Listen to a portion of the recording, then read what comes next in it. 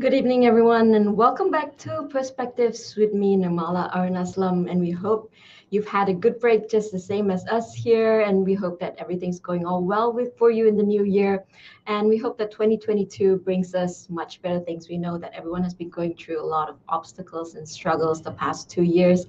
So here's to hoping 2022 is better for all of us. And we at Perspectives hope to bring you more exciting and interesting topics where we can share our thoughts and perspectives together. And if you would like to share your views with us, do join in our live chat later on during the discussion. Or you can send us your opinions, feedback at perspectives@rmplive.com.au.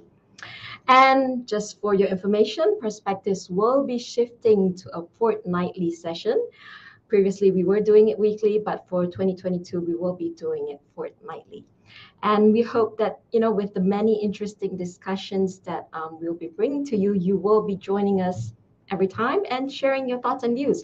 And one of the important topics that has come up, not so much in recent years, but for quite a many years, would be the climate change.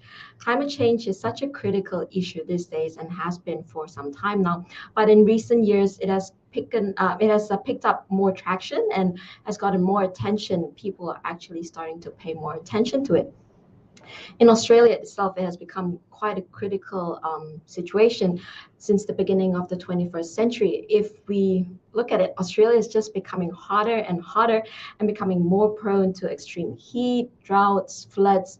And if we look at Western Australia itself, it has broken so many records this past couple of weeks in terms of heat waves. Today it was extremely hot as well. And all these are actually worrying trends, and it begs us to actually look closer at what we need to do and what action we need to take and be more proactive towards overcoming this issue and this problem. So as we know, big organizations and companies, they play a huge role because the things that they do can actually impact the environment in a big way and hence affect climate change. So seeing how critical this issue is, let's look at what we can do to play our part and help mitigate this problem. Um, Here to share her views with us today, we're very happy to have with us on Perspective is Tristy Fairfield. She's the Director of Low Carbon Australia. Welcome, Tristy. Thank you, Nirmala. It's lovely to be here with you. Thank you so much for joining us. And how has the new year been treating you so far? Well, I've had a very relaxed beginning to the new year, so it's been great. So very lucky and lucky enough to take advantage of the warmer weather. So yes. You've been enjoying the extreme. Today's extremely hot, wasn't it? Very warm. Yes, but I did manage to get in for a snorkel today. So oh, that's lucky. nice. Yes, okay. after Wonderful. a busy day. So very lucky. That's great. So maybe you could share with the viewers how you got involved with this climate change issues and everything, like the beginnings of it. What made you, take an interest in this? Oh, that's a question that goes a long way back, but thank you for asking it. So I started my career, I suppose, when I was quite older. So I didn't start working in climate change until I was about 30 years old. And the reason for that is I'd done a commerce degree. So back in the 80s, which is when I was at uni, it was a time when everyone wanted to be in business. Everyone wanted to make money. It was the greed is good. I don't know if you've seen a movie called Wall Street with Gordon Gekko, but everyone was, playing racquetball and wanting to make a lot of money. And it just didn't really resonate with me. So I went traveling for a really long time and I did a lot of work, like working in bars, I waitressed, I nannied, but I could never really find the thing that totally resonated with my values. And so I had a pretty humdrum job at an insurance company and I was really kind of wondering what to do with myself. And it was around the time of an anti-uranium campaign protesting the Jabiluka uranium mine. And so by sheer coincidence, the headquarters of North Limited was about 2 doors down from the insurance company that I worked at. So my lunch hour, I would go and I would join arms with the protesters to protest about the uranium mine. So that led me to really that got me into the environment movement. It was really that feeling that sometimes I think we all get, where you get that aha moment where you think, this is what I'm interested in, this is my passion, these are my values. So that basically stirred your interest and created interest. And I feel really lucky that happened. And I get a lot of pleasure from helping other people to try and find those things with their own values now. So by the by, sort of long story, I did some volunteering, which is always a really good way, I think, to find your way in anywhere that you don't know how to navigate your way into Where that to place. start, yeah. Yeah, so I would do insurance, 4 days a week, and I would photocopy for the Australian Conservation Foundation and do campaign work for them voluntarily 1 day a week. Back in those days, there was no climate change campaigners. There was one person in Canberra for the Australian Conservation Foundation who would do some work on the international climate negotiations. So that meant it was all hands on deck. There's these small not-for-profit groups. So I got a job with a group called Friends of the Earth, which is a really grassroots environment group. It's a great organisation, still going strong in Melbourne. This picture here, right? Yeah. Yes. Friends of the Earth. That's me on the left. And that was okay. around the time of the WTO protests in Melbourne. So those sorts of organisations are really great because you learn a lot and you learn quickly. And so I had to do a submission into a Senate inquiry into global warming. And I can remember sitting there. I knew nothing about global warming. I'd worked on forests, I'd worked on water, I'd done the accounts, I'd fixed the photocopier a lot. And of course, doing all this research, and I started thinking, well, this is rather serious. Yeah. This is a big deal. And that was really the beginning. I mean, I didn't look back. I realised that of all the issues, that was the big issue. So we started a climate campaign then, and it's gone on through not-for-profits, through governments, private sector, and now with my own business. I think, like you mentioned, global warming, like people always hear the term global warming and they know that it's something serious, but they wouldn't know like the extent of it, right? So what sort of like, how did you find that, like how bad was it or how serious was it back then compared to like now? Yeah, look, that's a really good question because that was about 2000. So the United Nations Framework Convention on Climate Change had been signed in 1992. So at that point, it seemed like 8 years was a really long time. And the Kyoto Protocol had been agreed, but Australia hadn't ratified it. And the Kyoto Protocol was to take effect, was to cover the emissions from 2008 to 2012. And I can remember thinking, that is so far in the future. Like, we do not have that much time. We have to hustle. So it's kind of ironic to look back. But at that point, it was all projections and forecasts. I mean, obviously, it wasn't all. We were starting to see the effects of climate change. But it was minimal at the time, and it was just starting, and people were not so aware and just maybe starting to get into it. I think there was a lot more skepticism about cause and effect. And so even if you go through, so there's an international organisation called the Intergovernmental Panel on Climate Change, and every 4 years they put out a report. And because they're scientists, they're very careful, they're very deliberate, they're very exact. So they don't say this is happening or that is happening. They'll say this is happening with a high degree of confidence, 95%. It's happening with a moderate degree of confidence, etc. So it makes quoting it quite cumbersome. But I noticed in the last one, it was like, this is unequivocal. And so that is a really big change that you've seen. And that is, you probably know scientists and academies of science from the United States, from Europe, from Japan, all agreeing that this change is unequivocal. And so it doesn't leave much room to move in terms of scientific argument. But back then, there was still a lot of climate skeptics. There was still a lot of people talking about, the usual suspects in that kind of world of natural variability and all the other reasons. So would you say it has evolved a lot in terms of like how skeptical people were and the way they are thinking about it now? I presume it's changed quite a bit because people are definitely more aware and hopefully being more proactive towards it. Look, I think it's changed. Certainly, look, I think it's changed a lot, and I think it's partly because, as we talked about, it's really moved from a fairly abstract concept. And when we first started talking about climate change in those campaigns, we talked a lot about future generations and intergenerational equity, and you're trying to appeal to people's sense of goodwill towards their children or their grandchildren. And particularly because there's such a disparity of impacts of climate change, it affects the most vulnerable because they're least able to adapt to climate change. They just don't have the infrastructure, they don't have the health resources.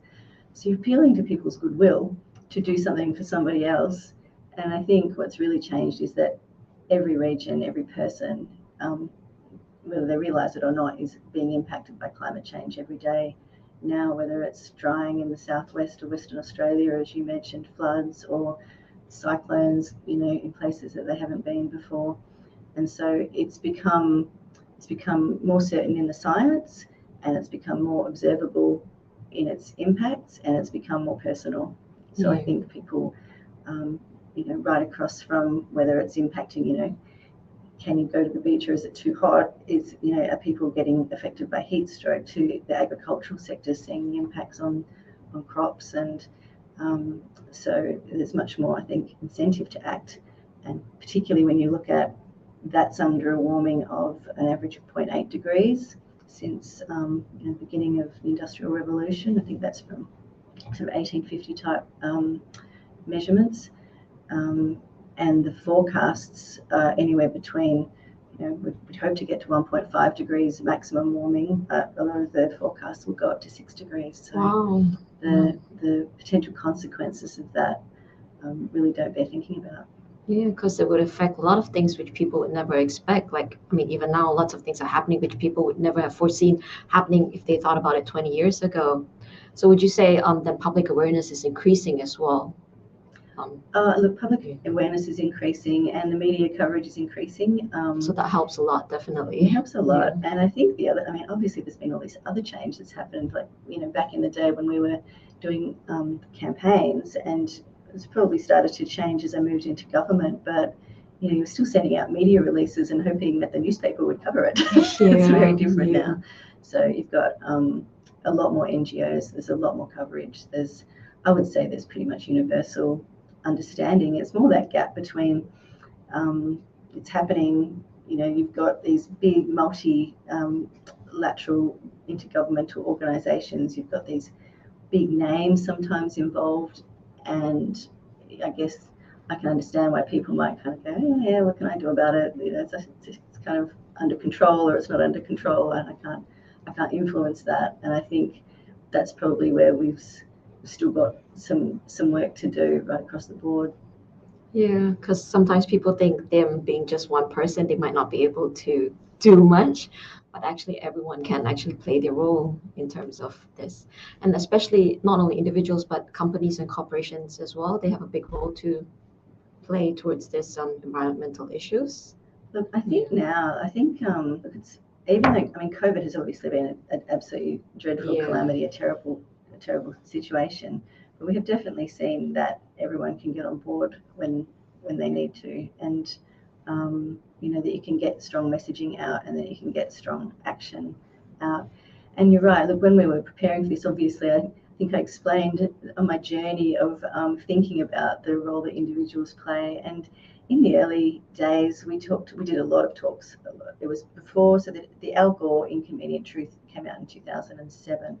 So that was sort of like 7 years into, I guess, since I had started working on climate change. So we just do a lot of talks, and it was a lot about what the individual could do. So we talked about energy efficiency in the home, about building envelopes if you were building a home, about transport choices, particularly. So the big 2/3 of global emissions are from the power and transport sectors. So the obvious thing to do is use less power, switch to renewables, drive less, fly less, etc. So we talked a lot about that, composting, food waste. But then I have to say, over the intervening years, eventually I became a bit uncomfortable about that, because I found that people would really care, and they'd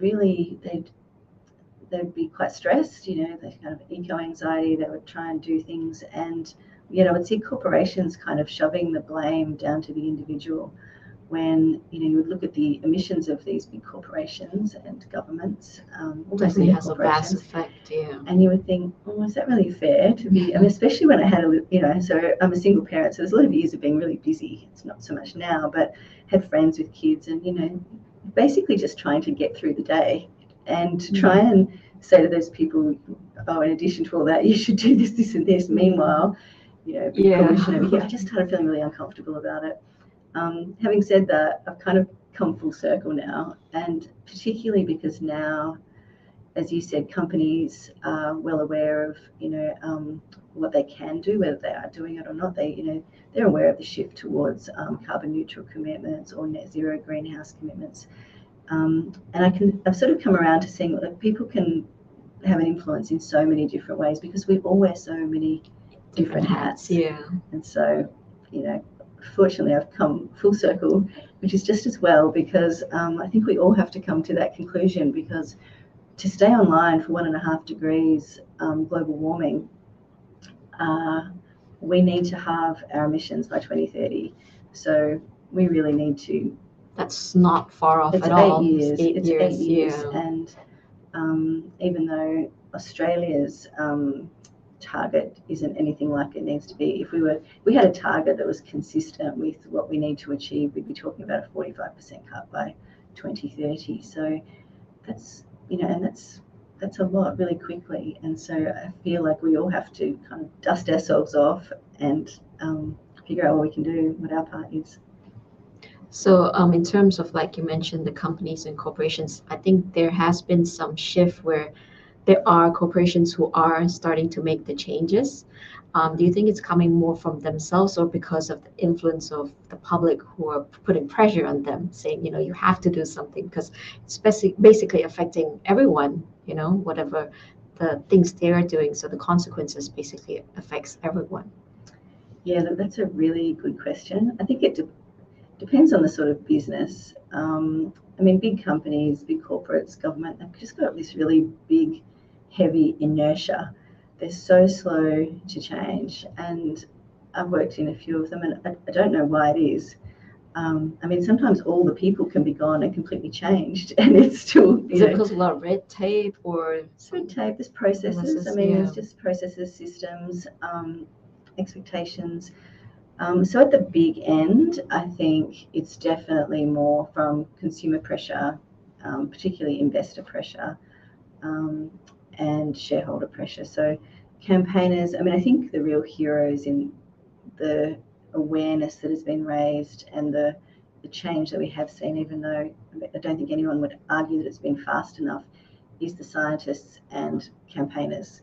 I've worked with people for 20 years now that have kept on campaigning, done amazing work in, say, bringing business organisations together, doing shareholder work, working with corporations to, I guess, make them aware of what they can do to change. So those consumer expectations and those investor and shareholder expectations are probably driving most of that. But I guess the point I'm making is that it hasn't just happened by accident. Yeah. It's actually been a lot of concerted work over a very long period of time by some really quite incredible people. And then, of course, you've got smaller companies. And I sort of think if you take individuals out of any of their organisations, most people recognise the need to work on climate change, to act on climate change. And most people want to, but there's something about the collective when you get into a big organisation with inertia and a lot of cost So you feel that constraints. it's better if you come together as a collective, there's more that can be done? I think it depends on the circumstances. Yeah. So as a community, definitely. But there's something about organisational inertia that can mean that it just goes more slowly. But yeah, there's a lot of smaller organisations that are becoming carbon neutral, that are looking at their emissions, that are deciding what to do. Some of them become certified as B Corps, which is a kind of certification for sustainable organisations. Some of them are getting climate active certification, which is about certifying carbon neutral status. So, and certainly there's so much happening in the startup and entrepreneurial space of people like just creating products, creating services that are purely and simply aimed at addressing climate change. Yeah, at least we're seeing some positive come out of everything. That's a good sign here. Oh, there's so much. And I think the organisations that have emerged or evolved to address climate change, so the big renewable energy companies, the battery companies, the electric vehicle companies, all the traditional car companies that are bringing sort of different products online, they're more likely to be sort of taking action because it's aligned with their value that they're offering to their customers and shareholders. It's good that the way we see the shift in the values of the companies as well. It's a positive thing. Yeah. I think that's something that's been a really big shift that I've seen. So when I first got to Western Australia, not long after, I was involved in a conference organising committee for the Australian Institute of Energy. And at the time, the traditional format was you'd have 3 speakers from the coal companies, speakers from the 3 energy utilities, and usually someone from a uranium mine or a uranium company of some sort. And I would be constantly saying, can we have a renewable energy speaker? Yeah. Really? And now you go to those conferences and it's all about renewables. It's all about battery energy storage. It's just about whether the renewables are on grid or off grid.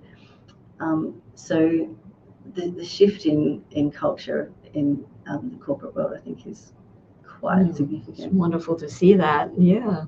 Could you also maybe talk us through a bit of like the terms of just transition, where it's basically the shift of an extractive economy to a regenerative economy, right? The production and consumption cycles and all that. Yeah, that's a really important part of the whole climate change discussion. So, the problem with climate change, one of the many problems with climate change, is it's so inequitable. So, one of the issues is that the so-called developed countries are responsible for over 80% of global greenhouse gas emissions, and it's kind of like a bank. It just keeps building up. So there's this historical contribution to climate change, and as a consequence, we have a very nice quality of life. We've got good health systems. We've got good infrastructure. We are able to more easily, it's not easy, but we're more able to address climate change because we've got the money, and to adapt to climate change. So we're not going to have, say, a flood will be bad, but because you've got the water infrastructure, it's not going to be devastating. But there's an inequity between developed countries and the developing countries, where I think developing countries are struggling in terms of that. Absolutely. Yeah. And so that's been one of the underpinning philosophies or principles of the international climate negotiations, that basically the countries that cause the problem should pay to solve the problem and should help the poorer countries or the less developed countries to adapt to climate change, and also to enable them to increase their standard of living. It's just completely unfair to sort of say, well, you didn't really have much to do with the problem, but now you have to deal with it. You have to deal with it. And they have a whole set of problems which they are dealing with internally as well. Yeah. And you throw this on top of them, makes it even more difficult for them. Absolutely. So the countries in the global south have quite rightly been calling for increased finance to help them not just adapt, but also sort of leapfrog the fossil fuel development pathway so that they can go straight to renewables. Kind of like, there's a lot of countries that never got telephone landlines. They went straight to mobile phones. So that's the same sort of technology kind of leapfrog that we need to see. And that's been quite a sticking point. It's kind of hard to believe that that's a sticking point. Are they getting the necessary support that they need? They're getting the pledges for the necessary support. So it's just the pledges, but not the actual support. That's hard. I think there's been a gap between the pledges and the delivery, and that's quite understandably contentious and problematic. So what would it take to narrow down that gap?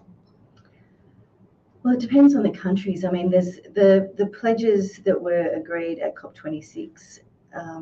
Were obviously agreed by all the countries. So then it's really about countries coughing up and paying, and actually carry out what they say. And then that's where I guess we, with our hat as constituent and voter and advocates, come in. And then the other part of the just transition is around the workforce. So I think we have to remember that fossil fuels,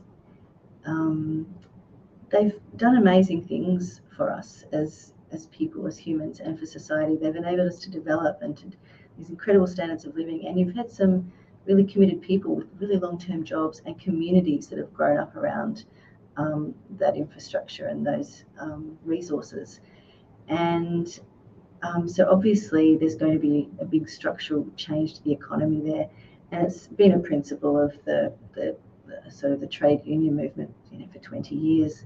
And their slogan is like, no jobs on a dead planet. So it's about, well, we know these jobs have to change. We know they have to move to an environmentally sustainable kind of footing, but we need to make sure that that's fair for the people that are in those industries and for the communities they're in. And so, I mean, there's been a lot of work done on that over the years, but it's still about the action and making sure. I mean, there's a couple of things. I mean, it needs to be quicker, but it needs to be real as well, because that's where the resistance comes from. I mean, if you look at, and it's understandable. I mean, nobody's going to vote to lose their jobs, their livelihoods, and their communities. Can we get there to, shift it to make it quicker? Because like you said, it's been a long process and it's been a slow process. Is there any possible way that we could actually speed it up somehow? I think there's many ways that we can do that. And part of it's about, big capital, big global capital, and part of it's about the policies to make that big global capital move. So there are some investors that, out of the goodness of their heart and their morals and their belief in the importance of this transition, are making big investments. And there are a lot of others that will still, just understandably go where they're going to get a decent return on their investment. And so you've got to create a policy environment that makes that money go there. So I think like a good example of big capital going where jobs are needed was the Fortescue Future Industries announcement of the hydrogen electrolyser production plant in Gladstone. So Gladstone's in Queensland. So it's a traditionally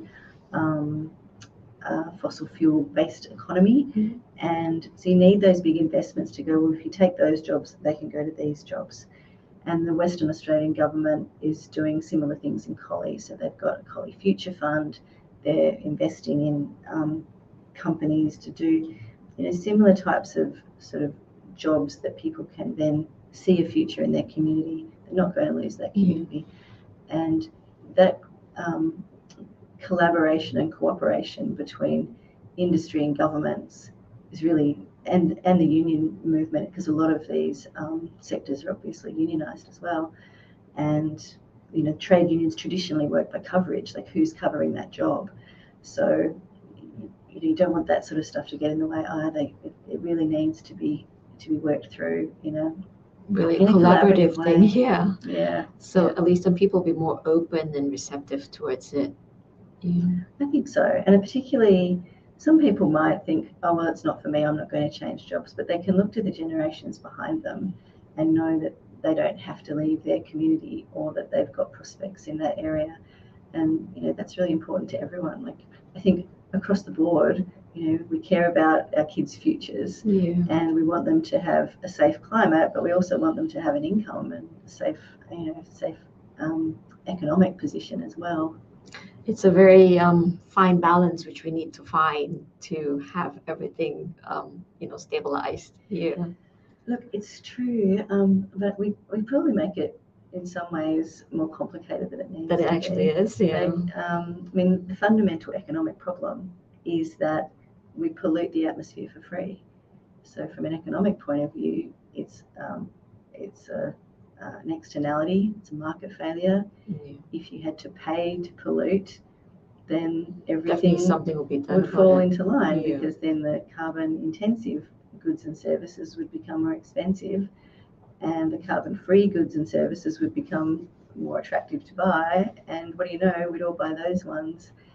And so the ongoing debate and complexity and delay of putting a price on carbon has really made things really, really complicated. And it's a real shame. I often talk about, in this 2000, when I went to Friends of the Earth, we spent a lot of time in Canberra. We met the national environment groups, but then we'd also obviously meet with ministers and so forth to talk about climate change and other environmental issues. And in the course of that, at that time, there was an Australian Greenhouse Office. So, things were obviously happening at a political level. And I've still got the 4 volumes of the design of the emissions trading system that was being proposed at that time in the year 2000. Look, it might have been 2001, but we still haven't got there. And that would have been, and it still would be, the best mechanism to let all of the rest of us kind of off the hook. Means that, I mean, it wouldn't be totally off the hook, but it would be so much easier to make decisions if there was a price on carbon, because you wouldn't spend time doing business cases justifying buying something more expensive, because it wouldn't be more expensive. It would be the most economically efficient option. So how feasible it is, like, as we all want to head towards a low carbon future, are we getting there in your opinion? Slowly but surely? I think we're definitely getting there. I think that we probably need to get our skates on. Yeah. We definitely need to get our skates on. We definitely need to. But the culture change has been enormous. I mean, my dad's talking about the drying of the Southwest. That's a big change. I'm very excited about that. I went to a mining conference called the Net Zero Emissions Mining Conference in October. And, even a couple of years ago, you would have had a pretty lukewarm, I think, response to that, but everyone was on board. It wasn't, there was no question about is climate change happening. It was about, what are we doing about this? How are we decarbonising our mining operations? How are we decarbonising, or how are we reducing our scope 3 emissions? How are we responding to these investor pressures? It was all about how. There's no more if. That's good. And that was so heartening. Yeah, it was definitely. Great. It was really great. So just catching on what you mentioned, net zero, maybe could you elaborate more on that for those who are not so certain what it means? Yeah, that's another really important point. Yeah. So particularly in the current climate that we've got, where, pardon the pun, a lot of the countries and companies are talking about net zero emissions commitments. And there's a lot of understandable concern from people who are more familiar with the sort of terminology and the jargon around climate. What does that actually mean? And it's a little bit like carbon neutral. Yeah, because it sounds good, but people don't exactly know, okay, what does it mean? Yeah, and how meaningful is it? And the truth is, it can be as meaningful as you make it. So in the carbon budget, you have emissions from fossil fuels, from burning fossil fuels. And then you have sequestration. So you have things that soak up carbon, or carbon dioxide. And they're ecological processes. So the classic is growing trees. That's something that most people are familiar with. But vegetation and soils and the oceans contain a lot of CO2, and they absorb it, which is why the sea levels are rising, because the oceans are absorbing the carbon dioxide. So there's carbon accounting methodologies or methods have been developed to count the carbon dioxide that is both emitted. That's pretty straightforward, because you measure the fuel that you've burned, or the coal that you've burned, but also how much is soaked up in the trees and the vegetation and the soil. And we've developed programs and standards that mean that we can count that. And we call it a carbon offset credit or a carbon unit. In Australia's, the Australian federal government's program, it's called an Australian carbon credit unit, but there's a whole bunch of them globally. So that means now we can count our carbon. So that's helpful, and all of the countries count their carbon, and that's how they put in their accounts to the international negotiations. So to reduce your emissions, or to come to net zero, you can either reduce what you put out, or you can increase what you soak up. Okay. And the concern is that if you're spending too much soaking up instead of not putting it out, then it's about how secure is that carbon in these soils and vegetation. How long do they stay there? There's been talk for 20 years of putting the carbon dioxide underground through carbon capture and storage, or to incorporate it into products. So kind of things like cement type products, for example. There's many ways that you can kind of put carbon in something, and we call it carbon capture, use and storage. But it's a bit of a philosophical question in some ways, but it's also actually a physical question, because if you have if you have too much that's above ground, it's just not comparable with the fossil fuels and the carbon storage below the Earth's crust. There's just no way to compare the permanence and the certainty of keeping it there.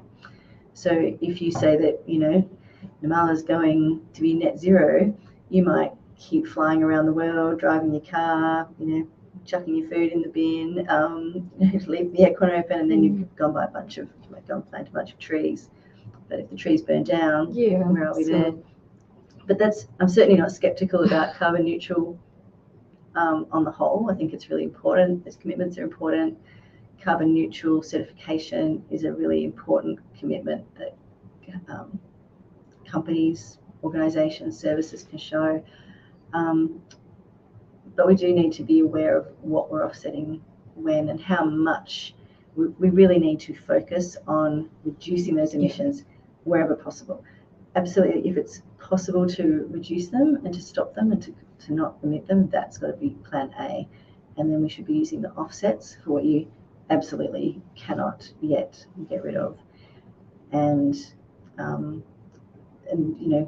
offsets have got their place, and they've certainly provided a lot of really useful capital to re-establish ecosystems and to re-establish vegetation. So, they've got their place. But that's more to help and support rather than to take the place of or replacing the negative which is happening on the other side. So that's what we need to get rid of. And so when all of these countries are saying we'll be net zero, the net, they're not saying we'll be zero carbon, they're saying we'll be net. It's like any accountant, so after our offsets, which means if we move all the offsets around, where are we?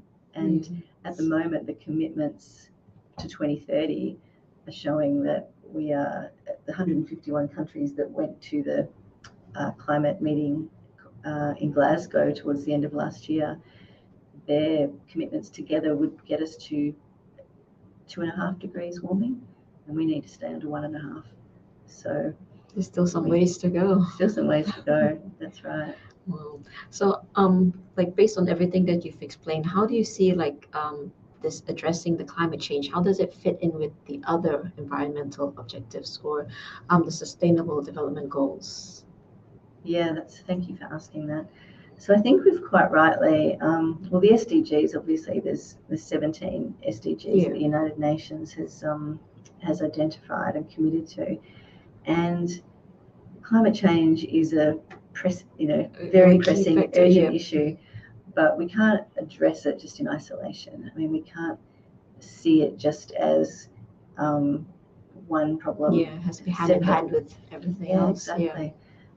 Because it really crosses over, soil health, ecosystem health, plastics, human health, water, poverty, everything.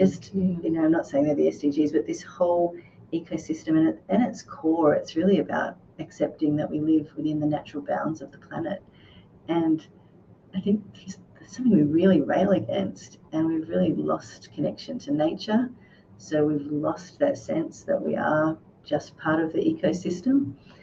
And until we really get back into... Do you feel that people are more individualistic nowadays? And that's why they don't feel that whole sense of, like what you were saying? I think certainly in most sort of developed communities, people are heading a bit in that direction. Yeah. And I think, my personal view is that we've kind of lost meaning, and so we find meaning at the shops. Yeah, it's kind of shifted in different direction. So I feel like it's all interrelated, that we don't feel part of nature. We're scared of nature a lot of the time. We certainly don't spend much time in nature as a community. In fact, I was listening to a woman from Finland talk the other day about climate change, and apparently the Finns spend a lot of time in the forest. There's something like 80% of them go to the forest every week. 80%, wow. Don't quote me on that. It was a lot. That's great. But that would be great if all countries, if we're more connected, we would understand the limits. GDP has been driving us to live and work and develop outside the natural limits of the planet. And people don't realize the destruction they're actually doing it because they're not out there in nature, as you mentioned. We're so separate from it.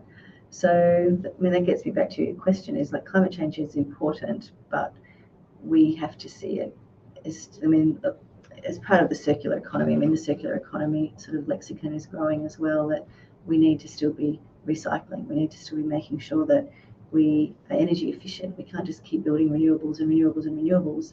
We've still got limited land, and we've still got people whose land that is, and we've still got other limits to that continual growth. We have to see it as part of a multifaceted approach. And look, I think we can get there. I think nature's an important part of that, like really reconnecting. Yeah, that's good.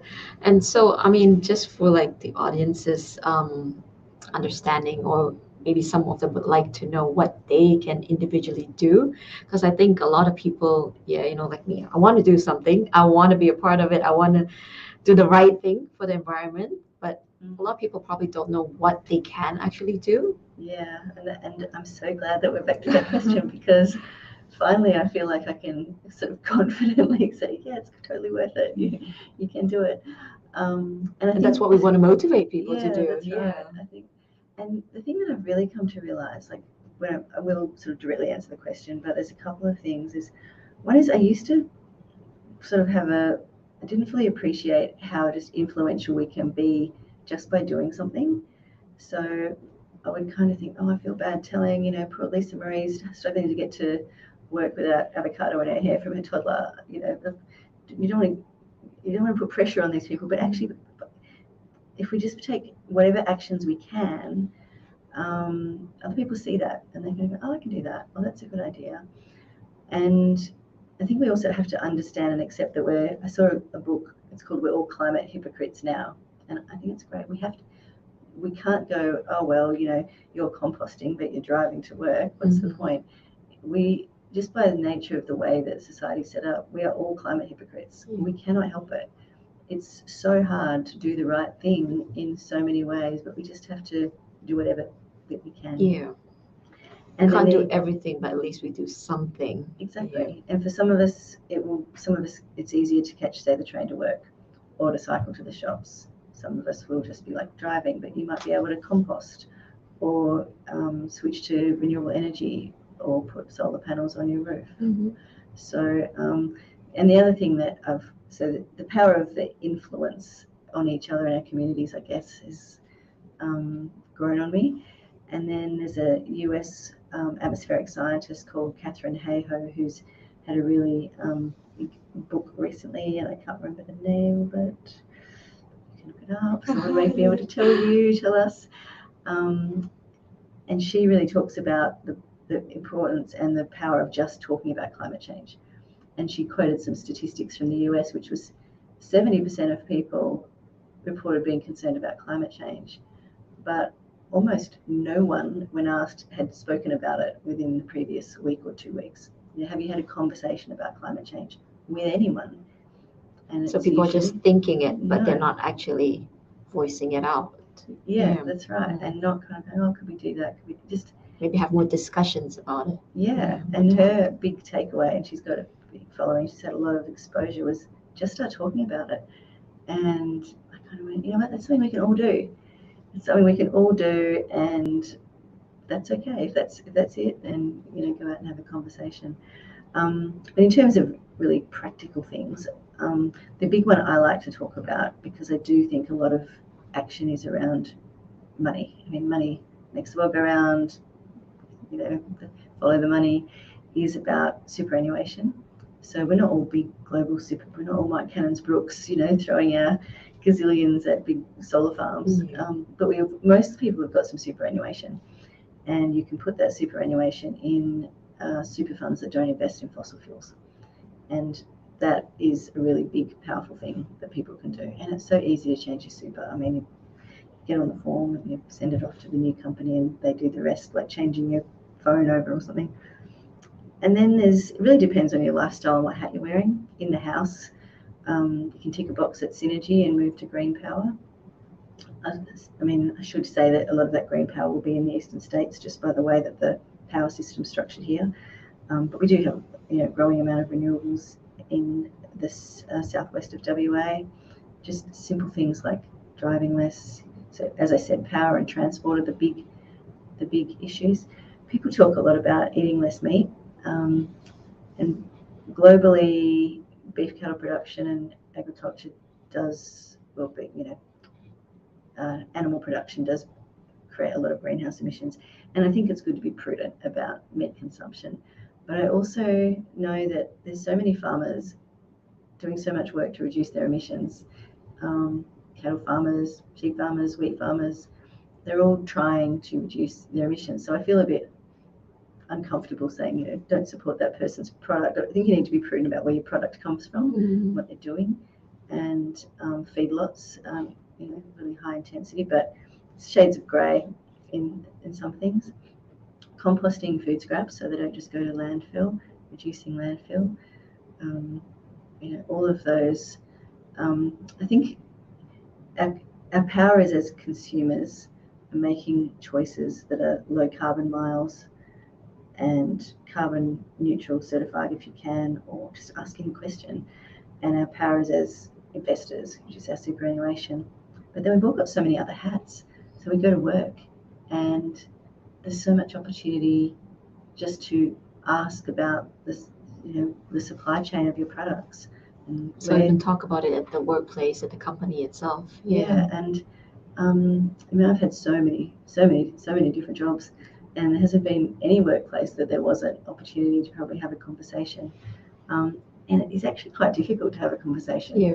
No matter how much it seems we've improved, for some reason, in my experience, and I hope it's not everybody's experience, and I've been working in climate change, but in the places I've worked, it's sort of seen as not as credible if you're advocating strongly for environmental issues.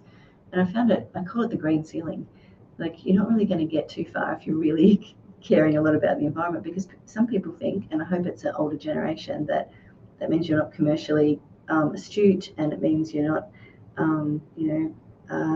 sort of savvy in commercial issues, or in the real world you're sort of seen as a bit just, I guess, less serious. And I think that's hopefully changing, and that people could sort of say, well, link it to their workplace objectives, whether it's about risk assessment, whether it's about attracting customers, whether it's about pleasing shareholders and investors. If you can keep a link to your organisation's objectives, no matter what type of organisation it is, then it's really easier to have those conversations. Yeah, and I guess we all have to start somewhere, and even if it's starting small, hopefully it leads to bigger things. Yeah, I think it definitely leads. It doesn't always lead to bigger things, but it really can. I mean, I think definitely can get there. You can get there. You get a critical mass, and you just sort of need to excite one other person, and sometimes hopefully create a chain reaction from it. Yeah, and I think that's how so much change happens. There's someone goes, oh, that's a pretty good idea. Thank you so much for sharing all this important information with us. Do you have any final words which you would like to share with our viewers? On where we're heading towards? Look, I think the thing that keeps me motivated is that it's kind of exciting. Like, it really is. If you think about the sort of future that we all Are you hopeful for the future? I'm hopeful for the future. That's good. And I, in my mind's eye, I see these beautiful gardens and, cool electric trams and, people cycling and local food and renewable energy systems. So we can have this wonderful, sustainable lifestyle. Yeah, and we can have, flourishing ecosystems and regenerated landscapes, very cool tech stuff. We can have a good standard of living, and we can have, a safe planet. Oh, that sounds like a very wonderful vision, and I hope we do get there someday soon. Yeah. Thank you so much, Tristy, for being with us on Perspectives and sharing all this important information. And we hope that it leads us to better things and we can overcome this climate change issues. Thank you. Thank you. So we hope that you've enjoyed our discussion and learned a bit from it on what we can do to contribute and play our part towards this climate change issues. And as Tristy said, we all can play our part. It's not just up to one or two individuals, but if each and every one of us do something, we can work towards greater things. So let's all start doing our part today, and hopefully, yeah, we can mitigate the problems that are affecting our environment. So thanks again, once again, for being with us on Perspectives. We hope to see you. Don't forget, not next week, but in 2 weeks' time. Do join us once again. And as always, stay safe and stay positive always. I am Nirmala Arnaslam. Thank you for joining us. Goodbye.